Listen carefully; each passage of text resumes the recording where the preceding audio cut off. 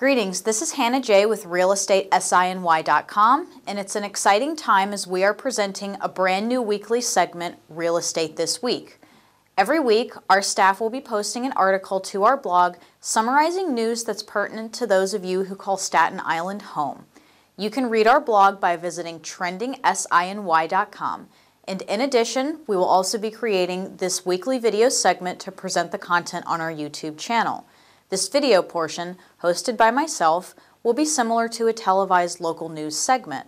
What we do here is pretty unique because we're the only online news channel out there with a real estate angle, so we hope you enjoy it. To begin, here are some happenings from this past week which may be of interest to Staten Islanders. New York City's mayor has introduced 3 new bills to assist victims still struggling from the effects of Hurricane Sandy.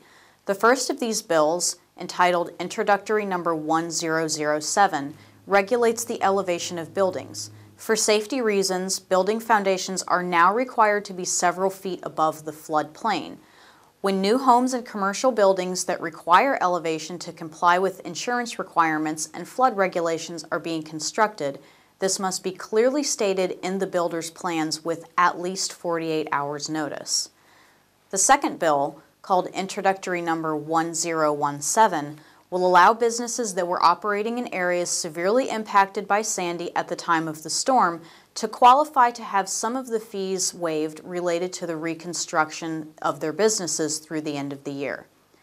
The third bill, called Introductory Number 1016, increases the severity of punishment for crimes committed during a state of emergency.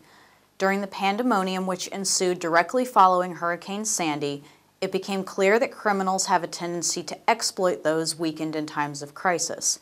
The fear of burglary and vandalism to home sites was a major detriment to victims who did not vacate their homes in a timely manner.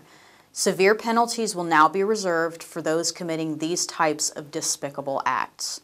The addition of these bills should ease the strain on homeowners and businesses who suffered physical, financial, and emotional damage during last year's superstorm. On a lighter note, Mayor Bloomberg announced on April 2nd that 78 new public schools will open in New York City this fall. 2 of these will be elementary schools located here on Staten Island. The first, Naples Street Elementary School, will open in the Concord neighborhood at 1055 Targhee Street and will service grades K through 5. The school will be named for the neighboring Naples Street. The second, called Harborview Elementary School, will be located in St. George overlooking the water at 300 Richmond Terrace, servicing grades K through 5 as well. Both schools will be non-zoned, meaning children anywhere in the borough can attend. Selected students will be chosen through a lottery system.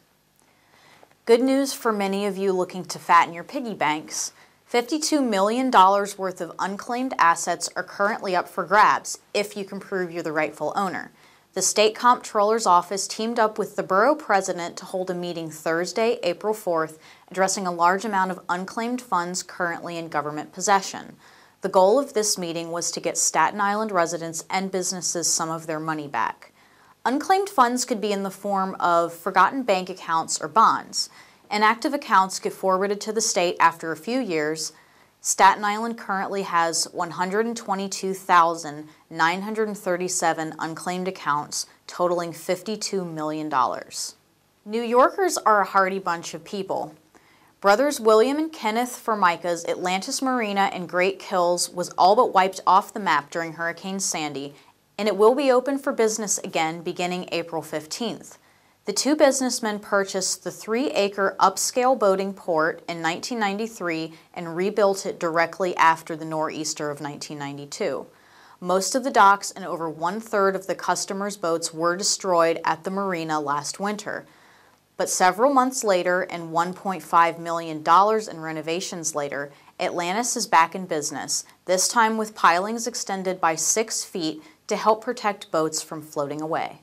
A little-known perk for those retiring from the armed forces is coming to light for many.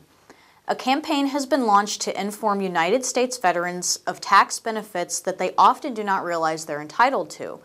Discharged vets are eligible for property tax breaks upon their return to the States, though many of them are unaware of this. U.S. Senator Charles Schumer detailed a plan last week designed to educate veterans about these benefits in home ownership, which will assist them in their difficult transition back into American society.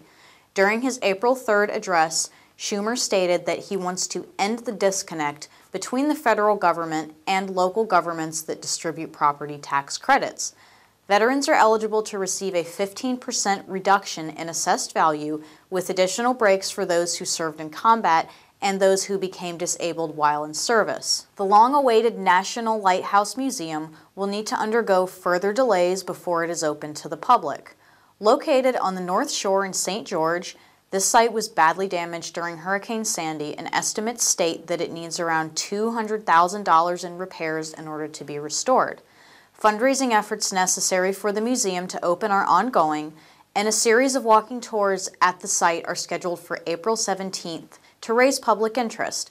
This site in the Coast Guard building was chosen after being entered into and subsequently winning a national contest. Fairview Park has been in development for over a decade. However, land that was already budgeted for this future city project will be shrunk to 1/4 of its original size.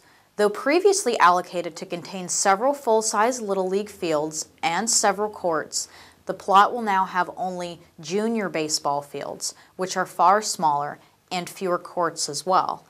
In addition, the park will supposedly contain 2 passive recreation areas for activities like horseback riding and hiking.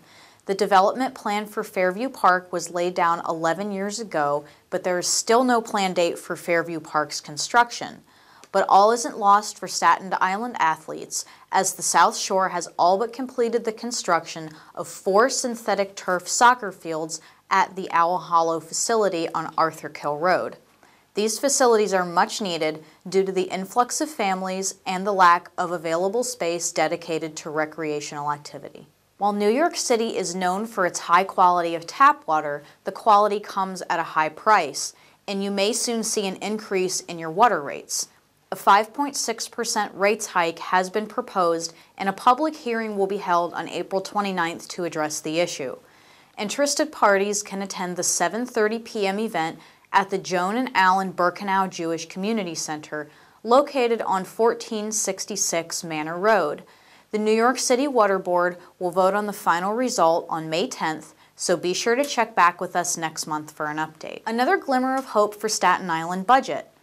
The City Department of Transportation will receive $14.3 million of federal aid to reimburse monies spent to relaunch the ferry service after Hurricane Sandy. The relief aid was granted in response to a consolidated request to protect the Staten Island Ferry.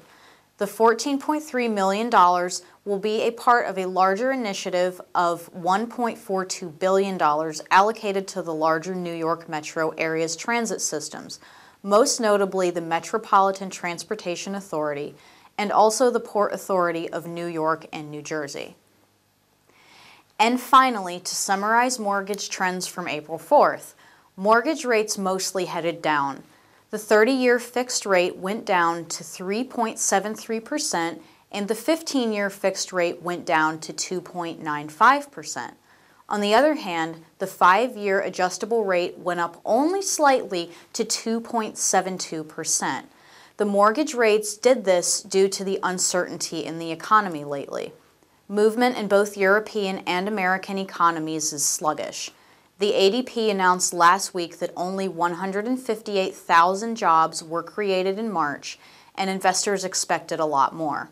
Though home prices are on the rise, home buyers are timid to invest in such a volatile job market.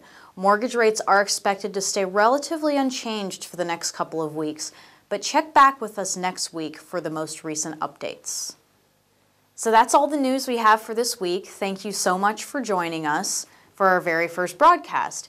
Be sure to tune in next week for more updates. We're excited that you're jumping on board for the very first online real estate-based news channel. Until next time, Hannah J., realestateSINY.com.